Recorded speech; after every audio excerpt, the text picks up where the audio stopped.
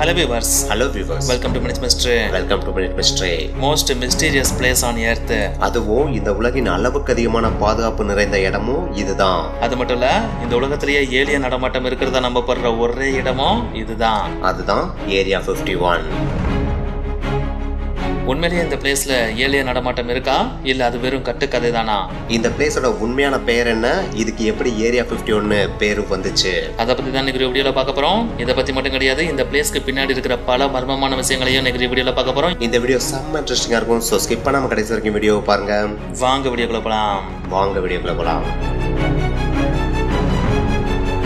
Area 51 இந்த இடத்துக்கு ஸ்டார்டிங்ல இருந்து ஏரியா 51 அப்படின்னு தான் பேர் வச்சாங்களா அப்படின்னு கேட்டா கிடையாது அப்படின்னு தான் சொல்லியானோம். ஏன்னா இந்த இடத்துக்கு முதல்ல இருந்த பெயர் Nevada test and training range. இதுக்கு இன்னொரு பேர் இருந்துச்சு, அதுதான் த க்ரூம் லேக் பேஸ். அப்புறம் எப்படி இந்த பிளேஸ்க்கு ஏரியா 51 அப்படின்னு சொல்லிட்டு பேர் வந்துச்சு அப்படின்னு பாத்தீங்கன்னா, இரண்டாம் உலகப் போர் முடிவுக்கு வந்த காலகட்டம் இருந்துச்சு பாத்தீங்களா. அந்த காலகட்டத்தில் அமெரிக்காவும் ரஷ்யாவும் பயங்கரமா உளவு பார்க்குற வேலையில ஈடுபட்டு இருந்தாங்க. அதாவது அமெரிக்கா ரஷ்யா மேலேயும் ரஷ்யா அமெரிக்கா மேலேயும் எக்கச்சக்கமான ட்ரிக்ஸை ஃபாலோ பண்ணி உளவு பார்த்துட்டு இருந்தாங்க. அப்படி உளவு பார்க்கறதுக்காக அமெரிக்கா பயங்கரமா திங்க் பண்ணிட்டு இருந்த டைம்ல தான் ஏன் நம்ம ஃபிளைட்டை யூஸ் பண்ணி ரஷ்யாவை உளவு பார்க்க கூடாது அப்படின்னு சொல்லிட்டு யோசிக்க ஆரம்பிக்கிறாங்க. என்னதான் அவங்க அதை யோசிச்சாலும் அதுல சில சிக்கல்களும் இருக்கு. ஏன்னா ஃபிளைட்டை வச்சு ஒரு குறிப்பிட்ட டிஸ்டன்ஸுக்கு மேல தான் நம்மளால போக முடியும். அந்த டிஸ்டன்ஸ்ல இருந்து நம்ம ரஷ்யாவை உளவு பார்த்தால் ரஷ்யா அதை ஈஸியா கேட்ச் பண்ணிடுவாங்க. அதுக்கப்புறம் அவங்க நம்மளை அட்டாக் பண்றதுக்கான பாசிபிலிட்டி அதிகம் இல்லையா. சோ என்னதான் ஃபிளைட்டை யூஸ் பண்ணாலும் நார்மலான ஃபிளைட் பறக்கிற டிஸ்டன்ஸுக்கு மேல அளவுக்கு அதிகமான உயரத்துல பறக்கக்கூடிய ஒரு விமானத்தை உருவாக்கினா மட்டும்தான் ரஷ்யாவுக்கே தெரியாம உளவு பார்க்க முடியுன்ற ஒரு முடிவுக்கு வர்றாங்க. முடிவுக்கு வரதோட மட்டும் இல்லாம ஒரு ப்ரோக்ராம ரெடியும் பண்றாங்க. அந்த ப்ரோக்ராமுக்கு 1954 நவம்பர் மாசம் அந்த டைம்ல யுஎஸ் பிரசிடென்ட்டா இருந்த எய்சனவர் அப்ரூவலும் கொடுக்கிறாரு. அந்த ப்ரோக்ராமுக்கு பேர் தான் U2, அதாவது ப்ராஜெக்ட் அக்வாடோன் அப்படின்றதுதான் அந்த ப்ரோக்ராமோட நேமே. இந்த ப்ரோக்ராமோட அல்டிமேட் டார்கெட்டே ஹை ஆல்டிடியூட் பிளேனை உருவாக்குறது தான். அதாவது 70,000 அடி உயரத்துல பறக்கிற விமானத்தை உருவாக்குறது தான். ஏன்னா அந்த காலகட்டத்துல மட்டும் கிடையாது, இந்த காலகட்டத்திலையும் மேக்ஸிமம் பிளேன் பறக்கிற உயரம்னு பாத்தீங்கன்னா 30,000 இருந்து 40,000 அடி உயரமா தான் இருக்கும். சோ அப்படி இருக்கப்ப 70,000 அடி உயரத்துல பறக்கிற பிளேனை உருவாக்கிட்டா அது ரேடார்லயும் தென்படாது, கீழ இருந்து பார்த்தாலும் சுத்தமா தெரியாது. அண்ட் ரஷ்யாவையும் ஈஸியா உளவு பார்க்க முடியும் இல்லையா. அதற்குரிய ப்ராசஸ்ல தான் ஈடுபட ஆரம்பிக்கிறாங்க. அதை சக்சஸ்ஃபுல்லா உருவாக்கவும் செய்யறாங்க. என்னதான் இந்த ப்ரோக்ராமோட முதல் கட்டம் சக்சஸ்ஃபுல்லா முடிஞ்சிட்டாலும் இதை டெஸ்ட் பண்ணி பார்த்தாதான் இந்த ப்ரோக்ராம் முழுவதுமா சக்சஸ்ஃபுல்லா மாறும். ஆனா அதுக்கு ஒரு இடம் தேவை. அந்த இடமும் மக்களோட கண் பார்வையில இருந்து ரொம்ப தூரத்துல இருக்கணும், டாப் சீக்ரெட்டாவும் இருக்கணும், யாராலையும் அசஸ் பண்ண முடியாத அளவுக்கு இருக்கணும். அப்படி தேடுறப்பதான் ஒரு பிளேஸையும் கண்டுபிடிக்கிறாங்க. அதுதான் முன்னாடி நம்ம சொன்ன க்ரூம் லேக்குக்கு பக்கத்துல இருக்க அந்த பிளேஸ். இதுதான் பிற்காலத்துல ஏரியா 51 மாறுது. அதெல்லாம் சரி, வெறும் வேவு பாக்குறதுக்காக இல்லைன்னா டெஸ்டிங்காக உருவாக்கப்பட்ட இந்த ஒரு இடம் எப்படி ஏலியனோட இருப்பிடமா மாறுச்சு அப்படின்னு சொல்லிட்டு உங்களுக்கு டவுட் கிரியேட் ஆயிருக்கும். இந்த ஒரு டவுட் உங்களுக்கு மட்டும் இல்ல, எங்களுக்கும் கிரியேட் ஆச்சு. அதுக்கான ஆன்சர் நம்ம தேடி போறப்பதான் 7 இயர்ஸ்க்கு பேக்கு போக வேண்டிய சிச்சுவேஷன் கிரியேட் ஆகுது. அதாவது 1947 நம்ம போனோம் அப்படின்னா அந்த டைம்ல நியூ மெக்சிகோக்கு பக்கத்துல இருக்கிற ரோஸ்வெல் அப்படின்ற பிளேஸ்ல இருந்து கிட்டத்தட்ட 75 மைல் டிஸ்டன்ஸ்ல இருந்த ஒரு ஃபார்மர், அவரோட பேரு பிரேசல், அவரோட கால்நடை பண்ணைக்கு பக்கத்துல ஒரு வினோதமான ஒரு பொருளை கண்டெடுக்கிறாரு. அந்த பொருளை இனிஷியலா அவர் எடுத்து பாக்குறப்ப ஏதோ ஒரு வெதர் பலூன் அப்படின்னு நினைச்சு தான் எடுத்து பாக்குறாரு.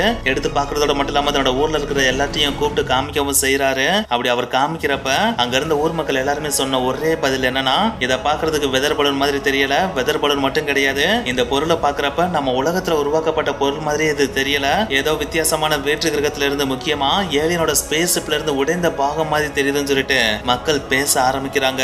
இந்த ஒரு பேச்சு கவர்மெண்ட்டுக்கும் போகுது. கவர்மெண்ட் உடனே அந்த ஒரு இடத்துக்கு வந்து அவர் வச்சிருந்த அந்த பொருளை வாங்கிட்டு அங்கிருந்து கிளம்பி போய் ஆராய்ச்சியையும் ஸ்டார்ட் பண்றாங்க. இந்த ஒரு ஆராய்ச்சியை கவர்மெண்ட் ஏலியன் ஸ்பேஸ்ஷிப் அப்படின்ற ஒரு கண்ணோட்டத்துல ஸ்டார்ட் பண்ணதை காட்டிலும் மேபி ரஷ்யா நம்மளை உளவு பார்க்கறதுக்காக அனுப்பின விமானத்தோட பாகமா இருக்குமோ அப்படின்ற ஒரு கண்ணோட்டத்துல தான் ஸ்டார்ட் பண்றாங்க. ஆனா மக்களுக்கு இந்த ஒரு ஆராய்ச்சி ஏலியன் ஸ்பேஸ்ஷிப்புக்கான ஆராய்ச்சியா தான் தெரியுது. தெரியறதோட மட்டும் இல்லாம இந்த ஒரு ஆராய்ச்சியை கவர்மெண்ட் ஏரியா 51 தான் பண்ணிட்டு இருப்பதாகவும் மக்கள் நம்புறாங்க. அப்படி அவங்க நம்பிட்டு இருந்த அந்த சமயத்துல அவங்க நம்பிக்கைக்கு வலு சேர்க்கும் வகையில ஒரு பயங்கரமான இன்சிடென்ட்டும் நடக்குது. அதுதான் இதுவரை மனித வரலாறை கண்டிராத ஒரு விமானத்தோட தோற்றம். இந்த நிகழ்வு 1955 ஒரு நள்ளிரவனைக்கு நடந்துட்டு இருக்கு. அதை தான் மக்கள் பயங்கர வினோதமா பார்த்துட்டு இருக்காங்க. ஏன்னா இப்படி ஒரு விமானத்தை இதுவரைக்கும் மக்கள் பார்த்ததே கிடையாது. அதுவும் இவ்வளவு உயரத்துல மின்னி மின்னி பறக்கிற இந்த மாதிரியான விமானத்தை மக்கள் பார்த்ததே கிடையாது. சோ இத பாக்குறப்ப கண்டிப்பா இது ஏலியன் ஸ்பேஸ்ஷிப்பா தான் இருக்கும் அப்படின்ற ஒரு முடிவுக்கும் மக்கள் வர்றாங்க. ஆனா இது மக்களின் பார்வைக்கு மட்டும்தான், கவர்மெண்டோட பார்வைக்கு இது ஜஸ்ட் a டெஸ்ட் டிரைவ். அதாவது ஆல்ரெடி சொல்லியிருந்தோம் பாத்தீங்களா, உளவு பார்க்கறதுக்காக ஒரு பிளேனை உருவாக்கிட்டு இருக்காங்கன்னு. அதைத்தான் இப்ப டெஸ்ட் டிரைவ் பண்ணி பார்த்துட்டு இருக்காங்க. அதைத்தான் மக்களும் பார்த்துட்டு இருக்காங்க. என்னதான் இது டெஸ்ட் டிரைவ் பண்ற பிளேனா இருந்தாலும் கவர்மெண்டால ஓபனா சொல்ல முடியாது, ஏன்னா இது உளவு பார்க்குற விமானம் இல்லையா. சோ மக்கள் எழுப்புற கேள்விக்கு இது ஜஸ்ட் நேச்சுரல் பினாமினா இருக்கலாம், இல்ல வெதர் டிடெக்ட் பண்ற பலூனா இருக்கலாம் அப்படின்னு சொல்லிட்டு மழுப்பிட்டு அங்கிருந்து நகரவும் செய்றாங்க.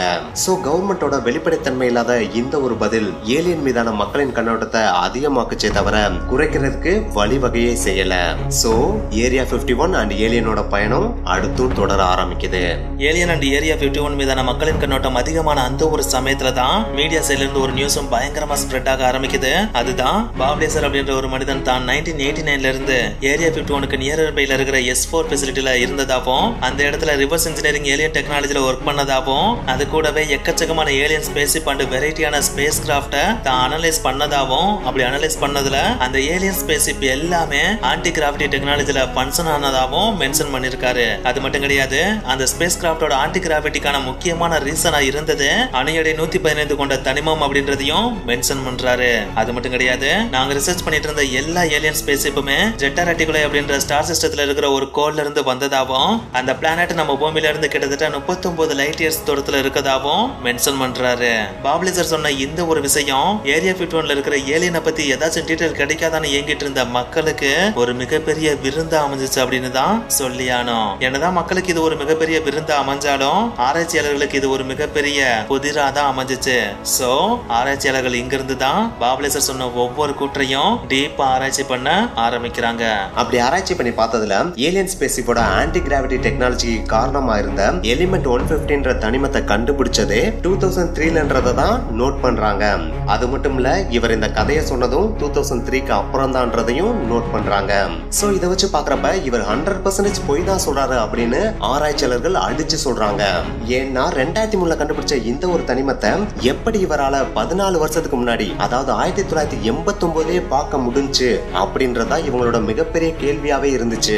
அது மட்டும் இல்லாம இவர் படிச்சதா சொன்ன ஸ்கூல்ல போய் இவரை பத்தி விசாரிச்சு பாக்குறப்ப இவரை பத்தி யாருக்குமே ஒண்ணும் தெரியலன்ட்டாங்க.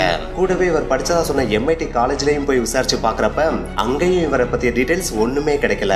அது மட்டும் இல்லாம இவர் படிச்சதா சொன்ன ஸ்டாஃப்ஸோட டீடைல்ஸையும் அங்க சர்ச் பண்ணி பாக்குறாங்க. அவங்களுடைய டீடைல்ஸும் அந்த MIT காலேஜ்ல சுத்தமா இல்ல. ஆனா இதுக்கு அப்படியே ஆப்போசிட்டா இன்னொரு காலேஜான பேர்ஸ் ஜூனியர்ல இவர் சொன்ன ஸ்டாஃப்ஸோட டீடைல்ஸ் அப்படியே இருந்திருக்கு. சோ இத வச்சு பாக்குறப்ப இவர் ஏரியா 51ல மட்டும் கிடையாது, தன்னுடைய லைஃப்லயும் பல பொய்களை சொல்லிட்டு இருக்காருன்றதையும் கன்ஃபார்ம் பண்றாங்க. என்னதான் பாப் லேசர் பேசிக்காவே பயங்கரமா போய் சொல்றாரு அண்ட் அவர் சொன்ன எல்லாமே கட்டுக்கதை அப்படின்றத உறுதி பண்ணாலும் அதுக்கடுத்து அனலைஸ் பண்ண ஒவ்வொரு விஷயமே ஏரியா 51ல இருக்கிற மிஸ்ட்ரியை இன்னும் கொஞ்சம் அதிகமாக்குச்சே தவிர கம்மியாக்குறதுக்கு வழிவகை செய்யவே இல்ல. அதுக்கு அச்சாணி போட்டதே 1996ல நடந்த இந்த ஒரு நிகழ்வு தான். அதாவது இந்த வீடியோ பார்த்துட்டு இருக்க எல்லாருமே இண்டிபெண்டன்ஸ் டே படம் பார்த்திருப்பீங்க இல்லையா? அந்த படத்துல ஏலியன்ஸுக்கு எதிராக US மிலிட்டரி எப்படி பயங்கரமா போராடி இந்த உலகத்தை காப்பாத்துறாங்கன்றதான ஸ்டோரி வச்சிருப்பாங்க. இந்த கதை எழுதின உடனே இந்த படத்தோட ப்ரொடக்ஷன் டீம் என்ன பண்ணாங்க தெரியுமா? US மிலிட்டரி கிட்ட நேரா போயிட்டு நாங்க இந்த மாதிரி மிலிட்டரி பேஸ் பண்ணி ஒரு படத்தை எழுதிருக்கோம், இதுல மிலிட்டரி தான் ஹீரோ, அவங்க தான் உலகத்தை காப்பாத்த போறாங்க. சோ உங்க சைடுல இருந்து எங்களுக்கு ஹெல்ப் கிடைச்சிச்சுன்னா இந்த படத்தை எங்களால பெர்ஃபெக்ட்டா எடுக்க முடியும்னு சொல்லிட்டு அவங்களோட உதவியை நாடுறாங்க.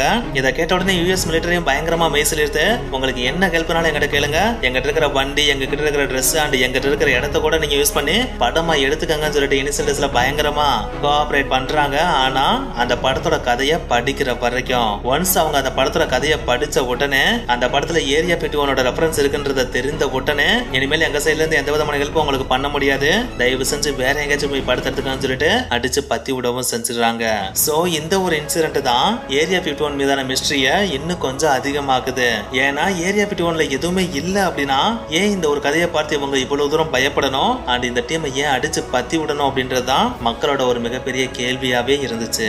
இந்த இன்சிடென்ட் நடந்த அடுத்த வருஷமே, அதாவது 1997ல அமெரிக்கால இருக்க கோஸ்ட் டு கோஸ்ட் AM அப்படின்ற ரேடியோ ஸ்டேஷனுக்கு ஒரு மிஸ்ட்ரியான கால் வருது. அதுல ஒரு நபர் பயங்கர பதற்றத்தோடையும் பேச ஆரம்பிக்கிறாரு. நான் ஏரியா 51ஓட ஃபார்மர் எம்ப்ளாயி, நான் இப்பதான் ரீசெண்டா மெடிக்கல் லீவ் போட்டுட்டு அங்கிருந்து வெளியவே வந்தேன். ஆனா மறுபடியும் என்னால அங்க போக முடியாது. நான் இப்ப இந்த நாட்டை விட்டு ஓட ட்ரை பண்ணிட்டு இருக்கேன். ஆனா எங்க இருந்து ஸ்டார்ட் பண்றதுன்னு தான் எனக்கு சுத்தமா தெரியல அப்படின்னு அவர் பயங்கர பதற்றமா பேசிட்டு இருக்க அந்த ஒரு சமயத்துல சமயத்துல அந்த கால் சடனா கட் ஆயிருது. இந்த ஒரு கால் கட்டு தான் மக்கள் மத்தியில ஒரு பயங்கரமான புதிரா மாறுது. அதாவது ஏன் இந்த மனுஷன் இவ்வளவு பதற்றமா பேசணும், அதே நேரத்துல ஏரியா 51 அவர் சொன்ன உடனே அந்த கால் ஏன் சடனா கட் ஆகணும் அப்படின்றதான் மக்கள் மத்தியில மிகப்பெரிய கேள்வியாவே உருவாகுது. ஆனா இதுக்கு யுஎஸ் கவர்மெண்டோ இது ஜஸ்ட் பிராங்க் காலா தான் இருக்கும், இதுக்கெல்லாம் போய் மண்டையை போட்டு குழப்பிட்டு இருக்கீங்க அப்படின்னு சிம்பிளா சொல்லிட்டு கிளம்பி போயிட்டே இருக்காங்க.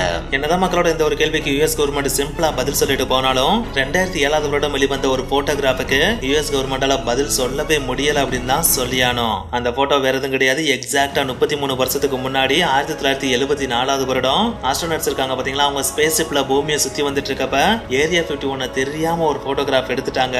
ஒன்ஸ் அந்த போட்டோகிராஃபை எடுத்தது தெரிஞ்ச உடனே யுஎஸ் கவர்மெண்ட் பயங்கரமா அவங்கள ரெஸ்ட் பண்ணி அந்த போட்டோகிராஃபை கைப்பற்றிடுறாங்க. கைப்பற்றினதோட மட்டும் இல்லாம இனிமேல் ஸ்பேஸ் ஷிப்ல டிராவல் பண்ணாலும் சரி, எந்த ஒரு ஸ்பேஸ் ஷிப் ஏரியா 51க்கு மேல போனாலும் இந்த விஷயங்களை பண்ணணும், இந்த விஷயங்களை பண்ணக்கூடாதுன்னு சொல்லிட்டு பயங்கரமான ரூல்ஸை கிரியேட் பண்றாங்க. அது மட்டும் கிடையாது, ஸ்பேஸ் ஷிப்ல இருந்து தெரியாம கூட தெல்ல தெளிவா ஏரியா 51 போட்டோ எடுக்க கூடாதுன்னு பயங்கரமா ரூல்ஸ் போடுறாங்க. இந்த ஒரு ரூல்ஸ்னால தான் 1974 எடுக்கப்பட்ட இந்த ஒரு போட்டோ 2007 வருடம் தெரியாம லீக் ஆயிருச்சு. நீங்களே சொல்லுங்க பாப்போம், ஒரு பிளேஸ்ல ஒண்ணுமே இல்ல அப்படின்னா ஏன் அந்த பிளேஸ்க்காக இவ்வளவு ரூல்ஸ் அண்ட் ரெகுலேஷன்ஸ் போடணும்? கரெக்ட் தானே? இந்த ஒரு கேள்வியை தான் மக்கள் ஸ்ட்ராங்கா வைக்கிறாங்க. ஆனா இதுக்கு யுஎஸ் கவர்மெண்ட் பதில் சொல்லவே மாட்டேன்றாங்க.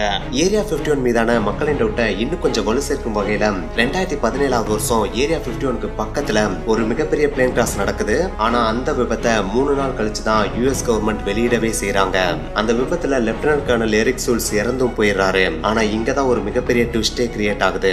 ஏன்னா இவர் ஒரு அமைச்சரான பைலட் கிடையாது, கிட்டத்தட்ட 2000 ஹவர்ஸ் பிளைட் எக்ஸ்பீரியன்ஸ் உள்ள ஒரு தரமான பைலட்டும் கூட. அப்படிப்பட்ட இந்த ஒரு பைலட்டால இவ்வளவு பெரிய விபத்தை எப்படி ஏற்படுத்திருக்க முடியும் அப்படின்றதான் மக்களோட ஒரு மிகப்பெரிய கேள்வியாவே அமையுது.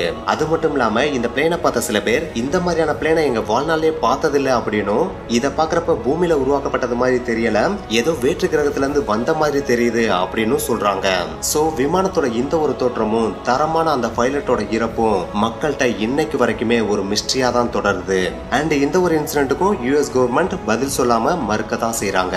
ஏரியா 51 மீதான மிஸ்ட்ரி இன்னும் கொஞ்சம் அதிகப்படுத்துற விதமா ஒவ்வொரு நாளும் லாஸ் வேகாஸ்ல இருந்து கிட்டத்தட்ட 20க்கும் மேற்பட்ட பிளைட் ஏரியா 51க்கு பறந்து போயிட்டு இருக்கான். ஆனா அந்த 20 பிளைட்டுமே ஒரே கம்பெனியை சேர்ந்தது. அந்த கம்பெனியோட பேரு ஜானட் அப்படின்னு சொல்றாங்க. அந்த ஒரு கம்பெனியோட பிளைட்டை தவிர வேற எந்த பிளைட்டுக்குமே, ஏன் மிலிட்டரி பிளைட்டுக்கு கூட ஏரியா 51க்குள்ள போறதுக்கு அனுமதி கிடையவே கிடையாதான். அப்படி ஏரியா 51க்கு போற அந்த எல்லா பிளைட்டுமே கம்ப்ளீட்டா ஒயிட் கலர்ல இருக்கும். அந்த சைடுல ரெட் கலர் மார்க் இருக்குமா. அந்த 20 பிளைட்ல ஒவ்வொரு நாளும் கிட்டத்தட்ட 1000க்கும் மேற்பட்ட எம்ப்ளாயிஸ லாஸ் வேகாஸ்ல இருந்து ஏரியா 51க்கும் ஏரியா 51ல இருந்து லாஸ் வேகாஸ்க்கும் கூட்டு வரதா சொல்றாங்க. ஆனா அதுக்குள்ள டிராவல் பண்ற அந்த 1000க்கும் மேற்பட்ட எம்ப்ளாயிஸ் இருக்காங்க பாத்தீங்களா, அவங்களோட டீடைல்ஸ கம்ப்ளீட்டா சீக்ரெட்டா வச்சிருக்கதாவும் சொல்றாங்க. ஒரு பிளேஸ் டிரான்ஸ்பரண்டா இருந்தா அந்த இடத்துல எந்த விதமான மிஸ்ட்ரியும் நடக்கல அப்படின்னா ஏன் அந்த இடத்துக்கு ஒரு கம்பெனியோட பிளைட்டை மட்டும் அனுப்பணும்? அது மட்டும் இல்லாம அங்க ஒர்க் பண்ற எம்ப்ளாயிஸோட டீடைல்ஸ் ஏன் ஹிடனா வைக்கணும் அப்படின்றதான் மக்களோட அடுத்த மிகப்பெரிய கேள்வியாவே இருக்கு. ஆனா இதுக்கும் கவர்மெண்ட் சைட்ல இருந்து எந்த விதமான பதிலும் கிடையவே கிடையாது. அடுத்து மக்கள் மத்தியில இருக்க ஒரு மிகப்பெரிய கேள்வி எக்ஸ்பான்ஷன். அதாவது ஏரியா 51ல ஒண்ணுமே இல்லைன்னு கவர்மெண்ட் சொன்னாலும் ஒவ்வொரு வருஷமும் ஏரியா 51ஓட ஒர்க்கிங் ஸ்பேஸ் இன்க்ரீஸ் ஆயிட்டே தான் இருக்கு. அதாவது அங்க எக்கச்சக்கமான கட்டிட வேலைகள் நடந்துகிட்டே தான் இருக்கு. இத பத்தி இன்னும் சிலர் என்ன சொல்றாங்கன்னா, நம்ம வெளியில இருந்து பாக்குறதெல்லாம் டிப் ஆஃப் த ஐஸ்பர்க் தான், ஆனா உண்மையிலேயே என்ன நடக்குதுன்னு தெரியணும்னா நம்ம அடியில, அதாவது அண்டர் கிரவுண்ட்ல போய் பார்த்தாதான் தெரியும் அப்படின்னே சொல்றாங்க. அதாவது அண்டர் கிரவுண்ட்லயே பல அடுக்குமாடி கட்டடங்கள் இருக்கதாகவும் அதுல பல டனல்ஸ் இருக்கதாகவும் அங்க ஆயிரக்கணக்கான எம்ப்ளாயிஸ் வேலை பார்க்கறதாவும் சொல்றாங்க. ஆனா இதுக்கும் யுஎஸ் கவர்மெண்ட் சிம்பிளா பதில் சொல்ல மறுக்க தான் செய்யறாங்க. ஒரு பிளேஸ்ல இவ்வளவு மிஸ்ட்ரி இருக்கு, அங்க என்ன நடக்குதுன்னே தெரியல அப்படின்னா மக்களுக்கு அதை பாக்குறதுக்கு பயங்கரமா ஆர்வம் உருவாகும் இல்லையா? சோ அந்த மாதிரி எக்கச்சக்க பேர் அந்த பிளேஸ்ல என்ன நடக்குதுன்னு சொல்லிட்டு பாக்குறதுக்கு போவாங்களாம். ஆனா அந்த பிளேஸோட என்ட்ரன்ஸ் வரைக்கும் தான் யாருக்குமே செல்ல அனுமதி இருக்குமா. அதுக்கடுத்து ஒரு அடி கூட யாராலும் எடுத்து வைக்க முடியாதான். ஏன்னா அந்த ஏரியா 51 சுற்றி எப்பயுமே போலீஸ் பாதுகாப்பு இருந்துட்டே இருக்குமா. சப்போஸ் போலீஸ் பாதுகாப்பு இல்லாட்டியும் எல்லா இடத்துலயுமே கேமராஸ் இருக்குமா. கேமராஸ் இல்லாட்டியும் எல்லா இடத்துலயுமே சென்சார் இருக்குமா. இதையும் தாண்டி சில இடங்கள்ல எதுவுமே இல்லடா நான் ஈஸியா உள்ள போயிடலாம் சொல்லிட்டு சில பேர் உள்ள போனாங்க அப்படின்னா அந்த பிளேஸ்க்கு மேல எப்பயுமே ஒரு விமானம் ரோந்து பணியிலேயே இருக்குமா. சோ அந்த பிளேஸ்ல கண்காணிப்பு அப்படின்ற ஒண்ணு இல்லாத இடமே இல்ல அப்படின்னு தான் சொல்லியானோ. இந்த ஒரு high level security, police, camera, sensors and கண்காணிக்கிறதுக்கு ஒரு விமானம் அப்படின்ற இந்த மாதிரியான விஷயங்கள் தான் இந்த இடத்துல ஏதோ சம்திங் மிஸ்ட்ரியா நடக்குது அப்படின்ற ஒரு விஷயத்தையே மக்கள் மனதுல பயங்கரமா கிரியேட் பண்ணுது. சரி, பக்கத்துல போய் தான் பார்க்க முடியல, தூரத்துல ஏதாவது மலைகளா இருந்துச்சுன்னா அதுல ஏறியாவது பார்க்கலாம்னு யோசிச்சா நினைச்சா கண்டிப்பா அதுக்கும் ஒரு பிளேஸ் இருக்கு. அந்த பிளேஸோட பேரு டிகாப்போ பீக். ஆனா இந்த பிளேஸும் ஏரியா 51ல இருந்து கிட்டத்தட்ட 42 கிலோமீட்டர் தள்ளி இருக்கு. சோ இந்த இடத்துல இருந்து ஏரியா 51 பார்த்தா தெளிவா தெரியுமான்னு கேட்டா சுத்தமா தெரியாதுன்னு தான் சொல்லி ஆகணும். அப்ப இதுக்கு முன்னாடி ஏதாவது மலை முகடு அப்படி ஏதாவது இருக்கான்னு கேட்டா கண்டிப்பா இருந்துச்சு. அந்த பிளேசஸோட பேரு white side and freedom ridge. இந்த ரெண்டு பிளேஸும் ஏரியா 51க்கு ரொம்ப பக்கமா தான் இருந்துச்சு. ஆனா இத 1995ல அமெரிக்கன் கவர்மெண்ட் டேக் ஓவர் பண்ணிட்டாங்க. சோ இப்போதைக்கு நம்ம இருக்க ஒரே ஒரு ஆப்ஷன் டிகாப்போ பீக் தான். ஏன் இதை மட்டும் கவர்மெண்ட் விட்டு வச்சிருக்காங்கன்னா இங்க இருந்து பார்த்தா ஏரியா 51 ஒண்ணுமே தெரியாதுன்ற ஒரே ஒரு காரணத்தினால தான். சோ இப்படி ஏரியா 51க்குள்ள என்ன நடக்குதுன்னு சுத்தமா சொல்லாமையே விட்டா மக்கள் மத்தியில் அளவுக்கு அதிகமான அதிருப்தி கிரியேட் ஆகும் அப்படின்றதுனாலயே சும்மா பேருக்கு ஏதாச்சும் சொல்லுவோம்னு சொல்லிட்டு 2013 வருடம் அந்த டைம்ல அமெரிக்காவோட பிரசிடண்டா இருந்த பாரக் ஒபாமா அண்ட் சிஐஏவும் கம்பைன் பண்ணி ஏரியா 51 அப்படின்ற ஒரு பிளேஸ் இருக்கு, அங்க கிளாசிஃபைடான எக்கச்சக்கமான ப்ராஜெக்ட் நடந்துட்டு இருக்கு அப்படின்னு சொல்லிட்டு சில டாக்குமெண்ட்டை வெளியிடுறாங்க. ஆனா அதை தாண்டி அதுக்குள்ள என்னென்ன விஷயங்கள்லாம் நடக்குதுன்ற எக்ஸாக்ட் டீடைல அவங்க வெளியிடவே இல்ல. அந்த டாக்குமெண்ட்ஸ்லயும் வேவு பார்க்கறதுக்கான பிளான் அண்ட் அதுக்கான டெக்னாலஜி கிரியேட் பண்றதுக்கான சில டீடைல்ஸ் மட்டும் தான் இருந்துச்சே தவிர அதை தாண்டி ஏலியன்ஸை பத்தின டீடைல்ஸோ அதுக்குள்ள வேற எந்த மாதிரியான ரிசர்ச் நடக்குதுன்ற விஷயங்களை தெளிவா அவங்க மென்ஷன் பண்ணவே இல்ல. சோ உண்மையிலேயே ஏரியா 51ல என்னதான் நடக்குது?